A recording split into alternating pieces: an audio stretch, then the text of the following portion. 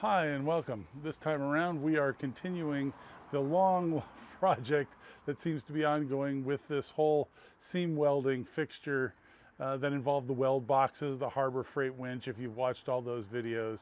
And this is the Outfeed roller assembly from that whole project. And let me just talk you through what this project will be about. So the Harbor Freight pulley winch system was going to be, the weld box would be physically located right here, and as the part leaves, it wants to warp down about an 1/8 inch per foot. We're talking 20-foot sections here, so it's a huge amount of warpage. And with the rollers in place, which are right at level with the output of the weld box, the part immediately starts being pushed up by these rollers as it comes out, because it's trying to warp down like this. And so since it's being pushed up, the weld box is being levered to, well, it's pushing down essentially, because it tries to hold everything level. And so it's creating a huge amount of friction inside the weld box. The Harbor Freight winch system was going to be to pull the part through here, remove these completely and just pull the part through there. Well, they decided not to go with that solution, which I'm sort of glad, because that solution means leave the friction. We're just going to manhandle it right on through. And I think the better solution would be to find a way to lower these rollers. And so that's what we're going to do, because these rollers are driven. And among other things, now once they remove this whole assembly from the system, the part would feed perfectly until the last 3.5 feet, when there's nothing to pull it anymore. And you can't manually do it very easily, so we need this to work, but these are too high. These are actually running into, well, like I said, it wants to warp down an 1/8 inch per foot. This is about a foot away, so the part's already an 1/8 inch down over here. That amount of force pushing up on it is levering so much friction inside the weld box, even after removing all the material I did remove, that it's stopping and you're not getting a smooth weld. So the job of this project right here is going to be to figure out a way to make these lower, which is going to be really challenging, because they didn't design it to be, used like this. And what I'm thinking is that we're going to only keep 2 of the 3 roller sets, and I guess we need the force sort of centered around the pneumatic piston up here, because we don't want to create too much force, because it's going to make this want to cant from side to side. Now these long, I think these are from Mold and Die. Basically they're long guide sleeves. There's a name for them. I don't know what it is off the top of my head. But these sleeves for these shafts will prevent the shafts from trying to go side to side, but I don't want to put that much force on it. So I'm going to try and get the forces centered around the pneumatic piston in the middle, and I think that'll help. We're going to remove one of the rollers off of here, and then these have to be designed so they can be lowered all the way down and then shimmed up to the proper height, because right now we're doing a symmetrical part. It's the T slot profile, this guy right here, and it's symmetrical. So it mostly just wants to warp this way. In the future, this same assembly has to work for a bunch of different parts, some of which are highly asymmetrical. This is 3 pieces that are welded together. It's got to go through the machine with a total of 3 passes. So first pass would be welding there and back here. Wow, I can't even tell. Or was it this way and this way? Actually, oh, there it is. So it actually went through like this. So they're welding here and here, and then next pass they're going to weld there and there, which requires 2 different weld boxes to do this whole part. In any case, you can see that the way these are going to warp is going to be very different, because they're asymmetrical, and when the weld shrinks when it cools, it's going to do something completely different to the part. When it warps in this direction, I don't think that's going to be as much of a problem as if it tries to warp even more in this direction or something really odd. So we'll see. The procedure after the welding is completed from this assembly, it goes to a welding straightener, a straightener, and it's got a bunch of rollers that will take this warped part and run them through and straighten it right out. And that works pretty well, and they've got that design done. So we just need to see if we can get this done. So basically what we're going to do is we're going to take this top assembly off here with the pneumatic piston and everything else. This whole assembly comes off with bolts on the bottom here, and I noticed they put jack screws to level it. That's kind of a cool design. I need to remember that in the future. They've got set screws so that they can change attitude in those directions to make sure this thing's level, even if it doesn't mount on the plate level. I would think that would be pretty close, but in any case, they can adjust that so that to get these parallel here, to get these rollers parallel. We're going to take this off, then we're going to modify this bottom plate to accept these guys, where we're going to remove some material so that these guys can be lowered down. And I'm going to try and make as much extra space underneath as I can possibly do. So we're probably going to remove like a 1/2 inch of material, and we can shim up to the proper height. Also, I think I'm going to use rollers in here, because my solution, that piece that holds the two sides together there, it'll make more clear when we go to take these apart. That piece that holds the two sides together, we are going to replace with a piece of angle steel, and we're going to mount it out here, and we're going to shim it so that they can change the shims as needed, because I don't think it's going to go quite the way they want. So I got some more chain and some links, and we can make, because the feed, normally this is the feed right here. So this drives this one over here with a gear right there, and then another pair of gears links these two together and drives these two at the same time. We're going to just drive these two, and that's it. Because if I modify this one to follow this solution, I don't think it's going to work, because there's no room in here for an angle slot to mount this guy, I don't think. I mean, you could potentially get some screws right there. I think that'd be really tight. That'd be hard to mount like that. Let's get these apart. They partially took this apart to get this assembly working. So I'm going to go and I need to take these completely apart anyways. Got to figure out how to remove material off the bottom. I might even move one of these screw holes up a little bit if I can. There's a lot to do. Unfortunately, these were designed for a specific task in mind, and now we're going to try and modify that. It might be challenging, but let's see what we can do, because the solution as is not working, obviously. So we're going to, the other solution might, this plate mounts on a base plate. Maybe just remove this and mount these directly to the base plate. That might be a solution too. Could go with that. That's a decent possibility. Anyways, we still have to make it so they're removable though. So I don't know what we're going to do about this one. Maybe I can make some pieces that extend out under here, then come up in the middle and then out the back, and then they're bolted down there and there. I was going to skip this one, but I think the feed comes on the inside. I got to look at my pictures. I think the initial chain drive feeds here, and then these guys have a gear here and here to feed these all together. Yeah, because this one's not long enough. Maybe I need to move this one over there. I don't know. We'll see. We're going to get these off here and get this top piece down, and we'll move on from there.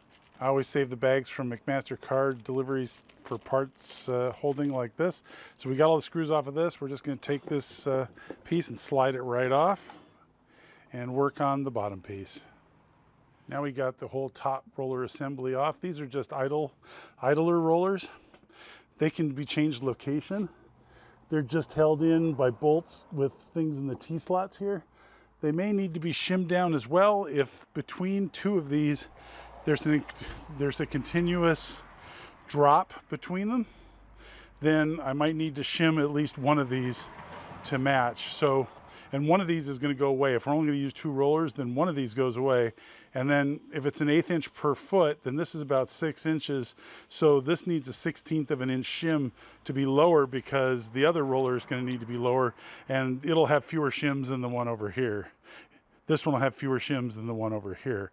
So hopefully that makes sense, but we'll get to this part last. All right, next up, just in case there's something unique about these guys, I'm going to label them. So I'm going to label this one number 1, this one number 2, and this one number 3. And then I'll put 1, 2, and 3 on the base plate so that I can get them back where they need to be.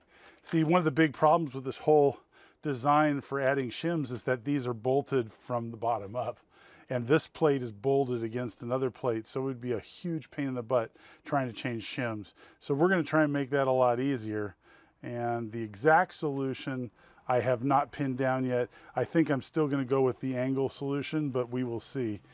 So I guess the next step is to remove these guys.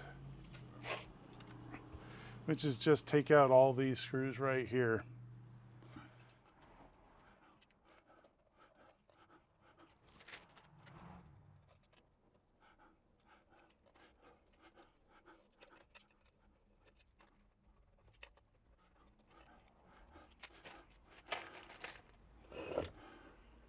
Alrighty, and that is that.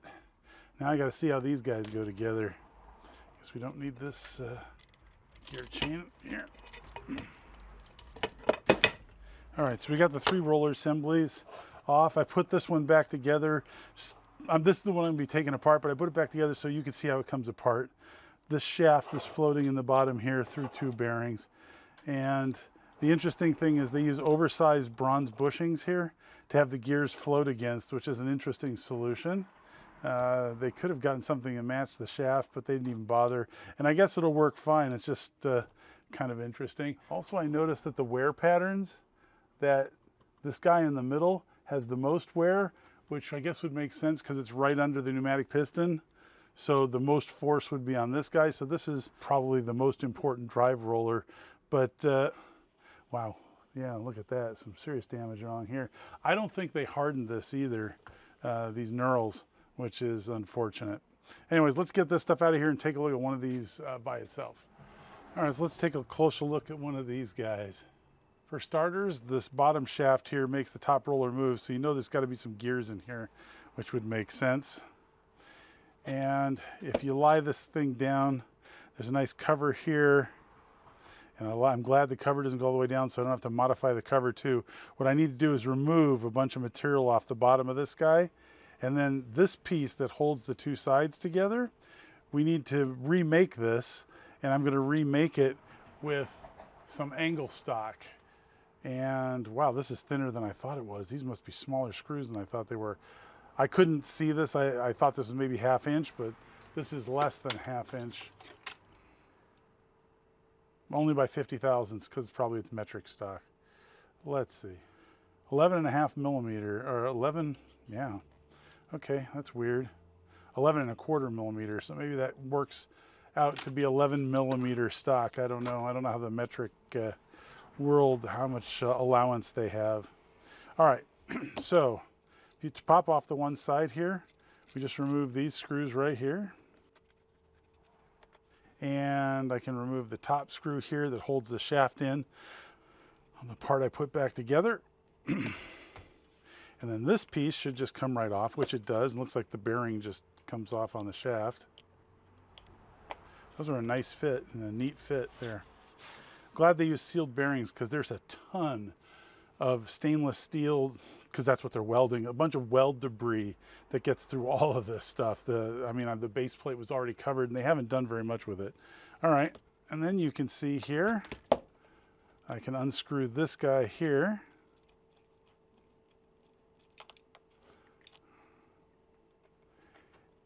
And this top shaft comes off, and there's a gear here.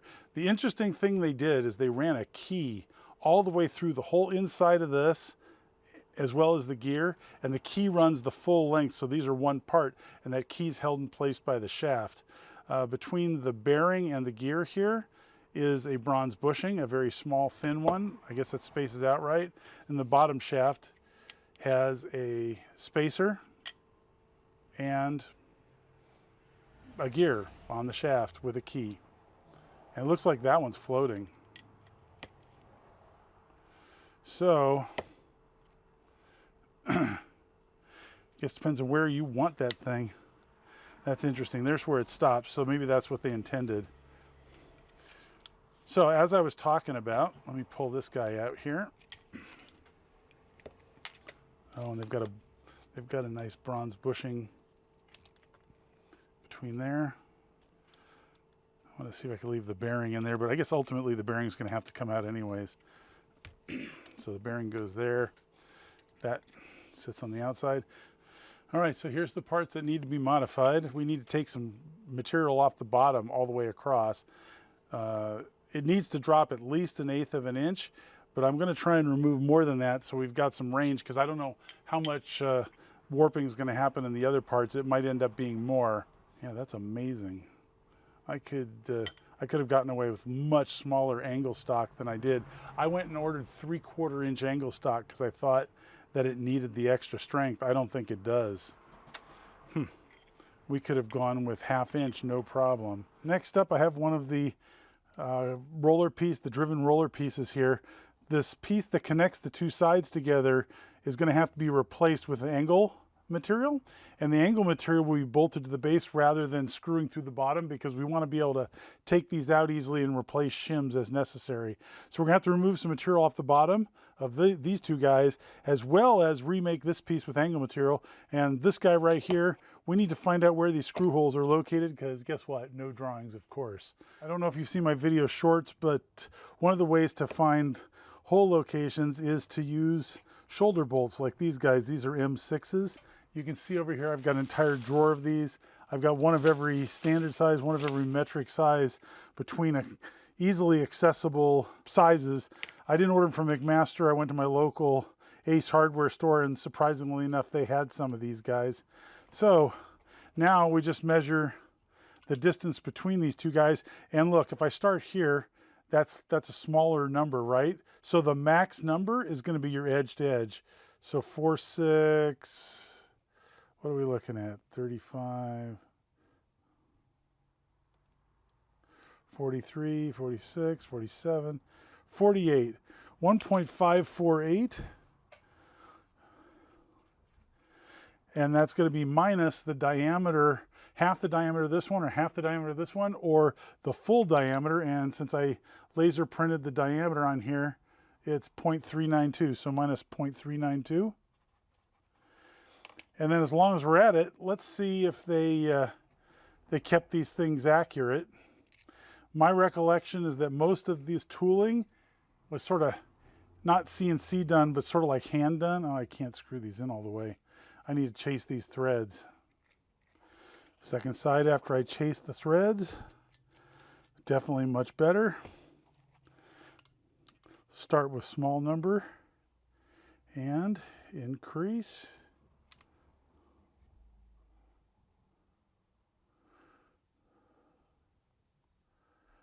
$1.574.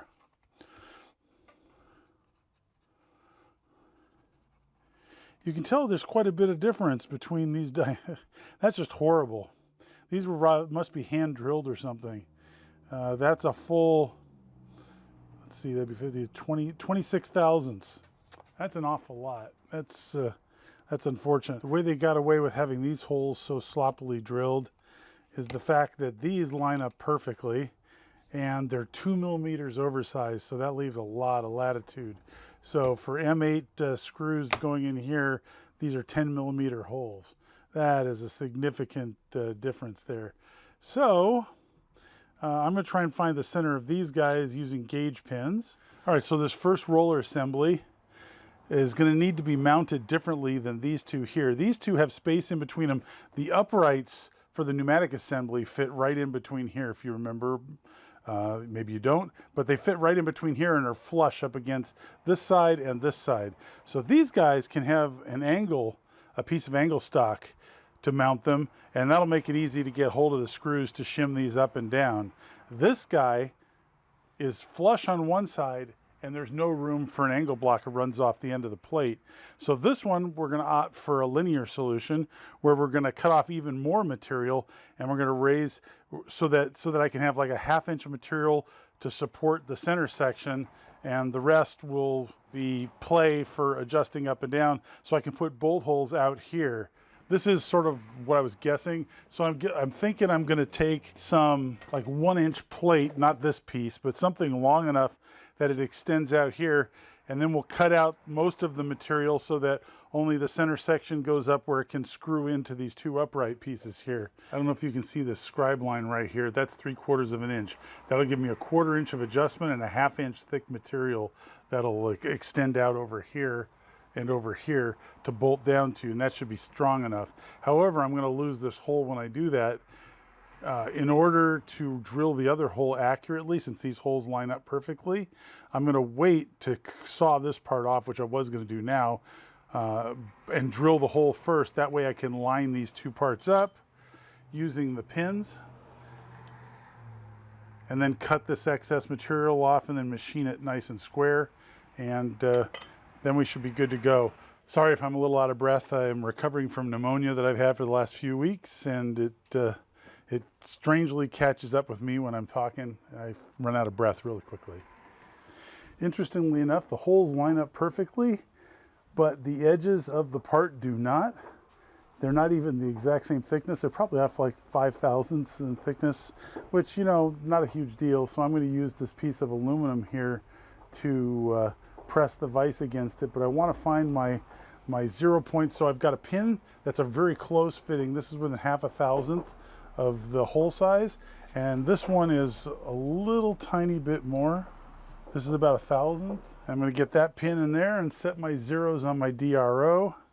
However, when I clamp this, there is that slight difference on this side, so it causes these two bars to shift a little bit this way relative to each other, which locks the pin in place. See, like that. So I found my 0, but I have to release the vise a little bit in order to get the pin out. One thing to remember is that these holes aren't super precise, and the reason for that is because the screws that go through them are M8s, 8mm, and these holes are M10 or 10mm holes. I guess they're not M10, but they're big enough for an M10 bolt to go through. Let's see if I've got one here. Here's an M10. See? And still have a little bit of play. There is plenty of slop to be had there. So if the new hole's not perfectly aligned, that will not be catastrophic. All right, so the new hole, rather than being just under an inch away, we're going to reduce it to 650 thousandths. Maybe it's a little over an inch. We're going to reduce it to 650 thousandths, which will be right here. I would go a little bit farther this way, which would give better torque control here, except that I want some meat underneath it for strength.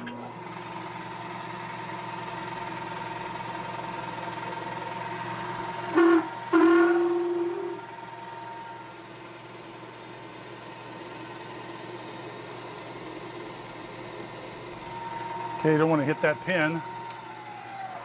That should be more than enough to get me started. I think that was a little high on the RPM range there.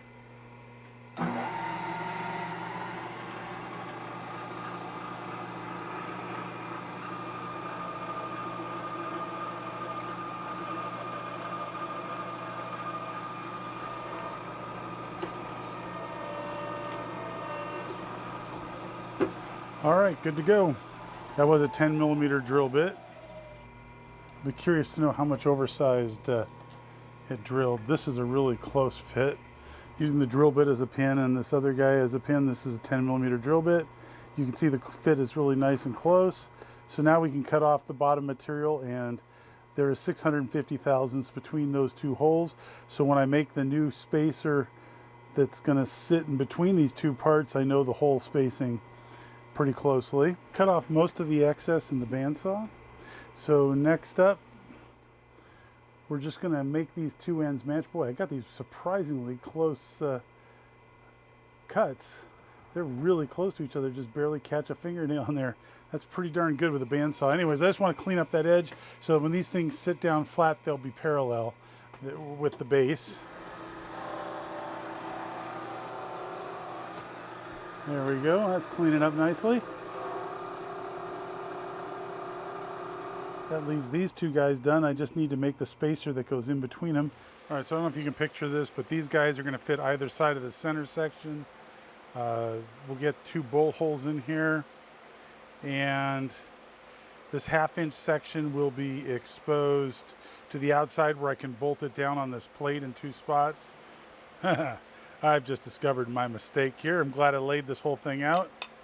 So I needed all of the thickness of this bar minus that little section there, but then I'm taking a 1/2 inch section out because I noticed these screw holes didn't line up. I blew it. Fortunately, I've got a taller bar, and I'm going to go grab that one. And I've already blued that one up. I just need to relay this out. So glad I caught that before it's too late, because I needed 1.450 plus a half. Instead, I did 1.450 and then took a half off of it. Boy, I'm lucky I didn't screw that one up. And another piece of material here that's more appropriately sized. This is 2-inch rather than the 1.5, the other piece. And this is hot rolled. And the advantage of hot rolled is that it's less likely to move once you cut it. The cold rolled that the other piece was had a much nicer finish, but once I was done with it, it might very well have moved on me. So this is probably a win-win all the way across the board. All right, so we're ready to try again. Here's a thicker piece of material. There's my 1.450 section on top with my 1/2-inch section on the bottom. The bolt will go through here. There's the 2 side pieces. This is the piece we're replacing. And as you can see, plenty of room for both bolts to thread in here. Plenty of room, well, enough anyways. So I'm going to take the bandsaw. First we're going to do a cut this way, then we're going to do a cut this way, and then we'll come back and do these two. That way I can do it all with the gravity feed rather than trying to do it handheld. And then we're going to come back and we're just going to take the go to the milling machine and mill all these parts nice and flat. Get this very close to 3.505. Then we got to drill holes and tap here and here, and we should be done with this part, hopefully. All right, so I've got this part held in this vise, and that's because I didn't clean up the ends, so they're not square to the stock. So instead I'm using this vise to clamp on the sides, and then it's flat side and flat back that are perpendicular to each other should make my cut straight. Otherwise the cut could wander, which we don't want. One cut completed, working on the second one.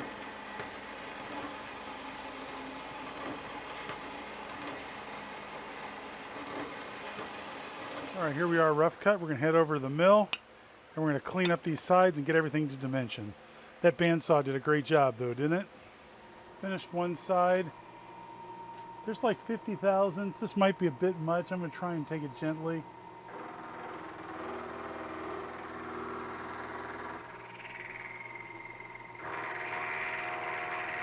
That's too big a bite, I think.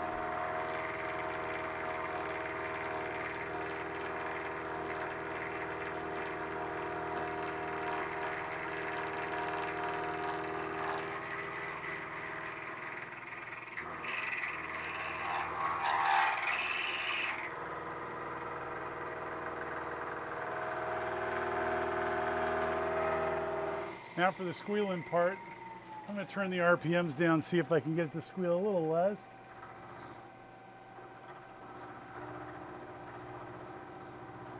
That's better.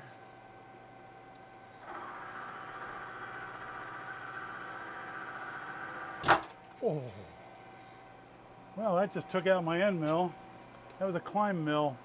Maybe it yanked the part through. That sucked. That's an expensive end mill. That's a 2-inch length of cut end mill. I even had a little friction on the table, not enough apparently. All right, well, we blew up one end mill, but the next one I added a little more friction to the y-axis, and when it climb milled, it didn't try and get away from me. I haven't had that problem on my mill. It's not that old and I bought it new, so the ways are pretty tight, but it happened today. Climb milling's always a risk that way.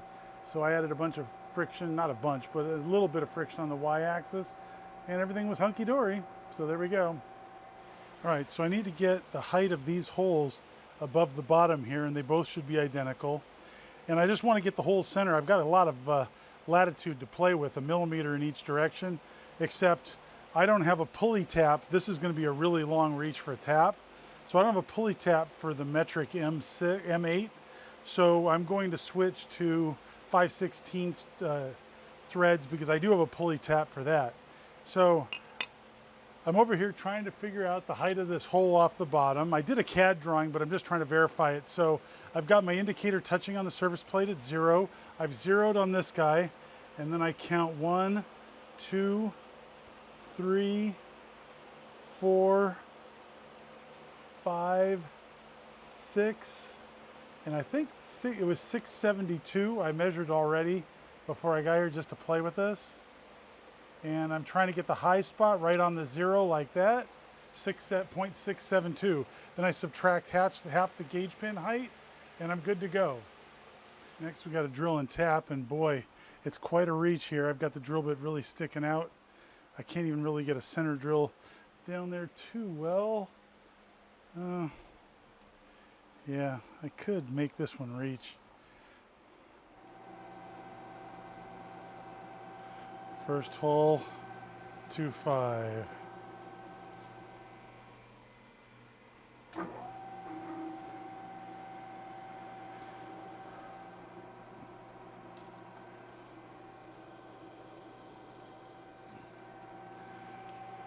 That's it. Can't go any deeper. To tap these holes, I've got this pulley tap here, which will be able to reach in far enough because the tap handle is going to interfere. This is going to interfere with the tap handle with small tap. Already tapped all 4 of these holes. I can't easily get in there to countersink because I don't have a countersink bit long enough. It's something I have to look into. That's kind of interesting. So we're going to drill 3/8 inch holes. I'm using 3/8 inch 24 bolts to hold this to the base plate. That way I'll get more threads in the somewhat less than 1/2 inch thick material.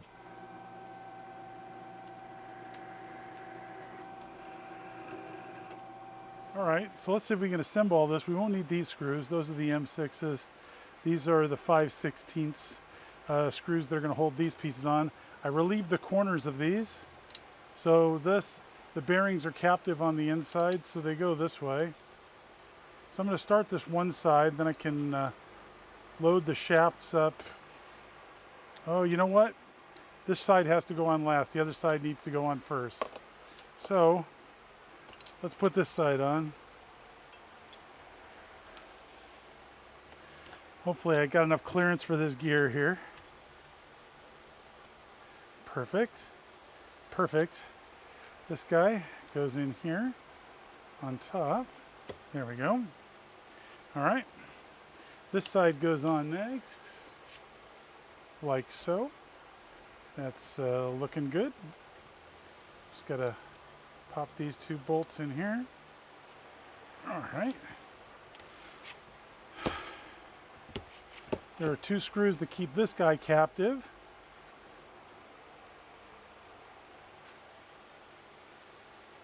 Not that it's really going anywhere, but we're going to put them back on anyways. Then there's a shroud that protects the gears here. That's one of the parts I'm not sure that's going to fit. I may have to modify it. Let's see. No, looks like we're going to be good. All right.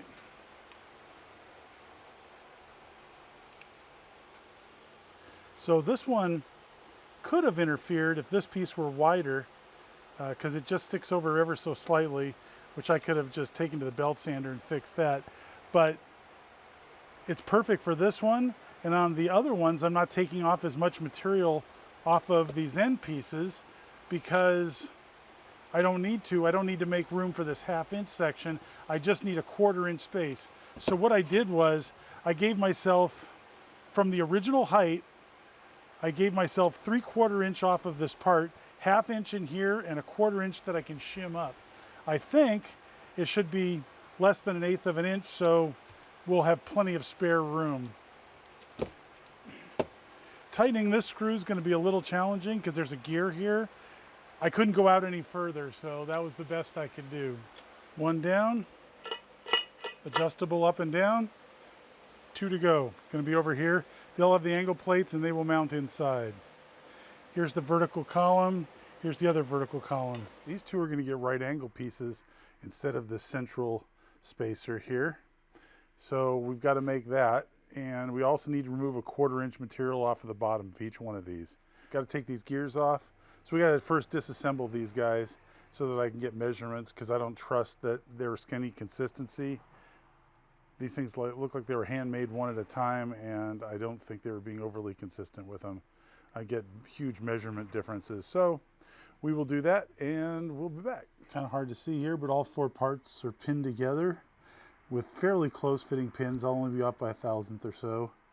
That's the only difference between those 2 pins, is 1/1000th under. And so we're just gonna cut along that scribe line, then we'll take it over to the mill and remove the remainder.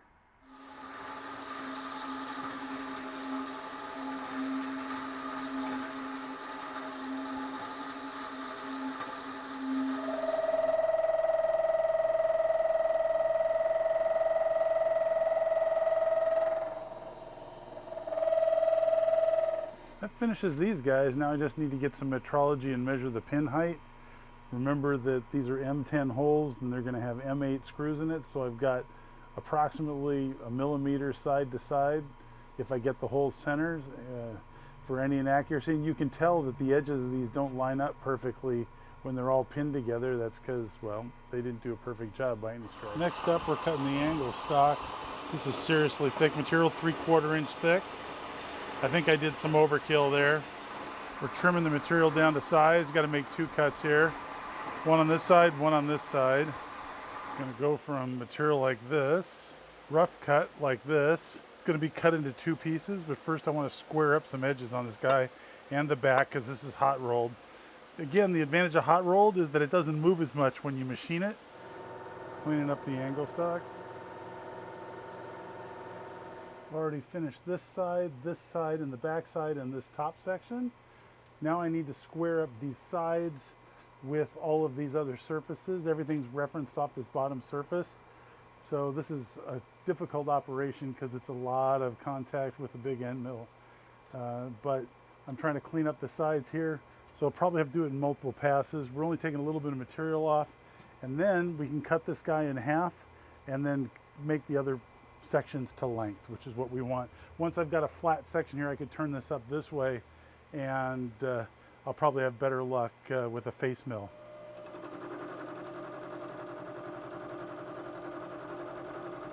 All right, so I cut this in half, removed most of the extra material. Now we're gonna take a face mill to get both these to the proper thickness. We're looking for 3.505.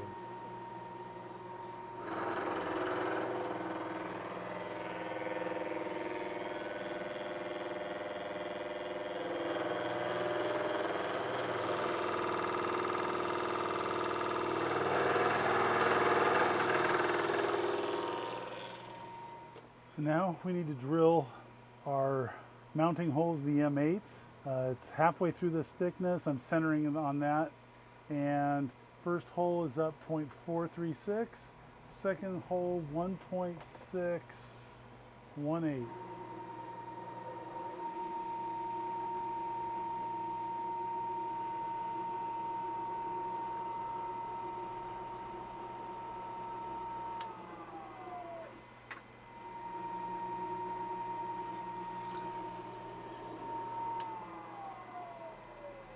We've tapped the sides.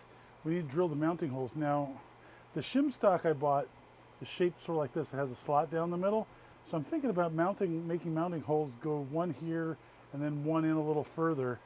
Ideally, you probably want them out here, but that wouldn't work well with the shim stock.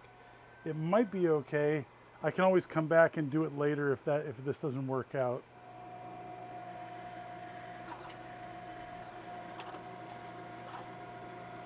All right, so both of these are done. Next up, we've got to reassemble each one of these holders so that we can mark the spots on the base plate where we're going to drill and tap holes. All right, time to reassemble these parts. So you're going to have something like this and this. All right, this one's on. These two are ready to be put on. The screws that mount from the bottom actually still work. The threads aren't deep enough to go all the way in and pull this tight, but it'll work enough, I think. And I need to drill and tap for the 3/8 24 screws that are going to hold this guy down. I chose 3/8 24 because I wanted the maximum number of threads in this plate. It's less than 1/2 inch thick, so I just thought that'd be a good idea. Plus those threads are easier to cut. That's just a bonus. If I have some shorter screws, that would be really handy because then I could tighten this all the way down because these threads don't go as deep anymore since I cut off 1/4 inch. And then I can use transfer punches to mark these hole locations, drill and tap, and we should be good to test this once I get the shims. Now, the shims are going to probably require some modification as well, so I'm waiting until I get those before I, really commit. But I think we're good for now. All right, so here it is all together. I might need to shim these down, but I think the pistons will have enough range where it can actually reach down to the bottom. But if it can't, we'll shim these guys down as well. These guys were all 1/4 inch lower than they were before. Ton of work for what seems like a very simple procedure. In any case, these guys are all ready to go, except for the shims. Got to put shims under there to get the height right. And I've got shims coming later, but I think we're good, and we will see how this works. Hopefully now when it warps, the part can come down and just make reasonable contact with the rollers instead of heavy contact with the rollers. That's it. Thanks for watching. Hope you find it useful. Hope to see you next time.